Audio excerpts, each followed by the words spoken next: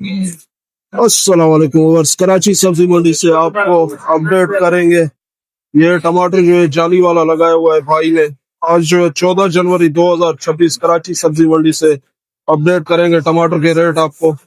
आज जो है थोड़ा रेट ऊपर हुआ है मंडी का जो है। ये बैठे हुए भाई, इनसे पूछेंगे कि भाई आज कितने का है आज? 14 किलो वजन है 700। अच्छा, 14 किलो वजन है 700 रुपए का। ये क्रेट वाला टमाटर है, भाई से पूछेंगे इसके जो है क्या रेट है। ये भी अच्छी क्वालिटी का टमाटर है। ये देखें, इसका लुक चेक करें आप, बहुत अच्छी क्वालिटी का टमाटर लगा है। आज कितने का है खान साहब?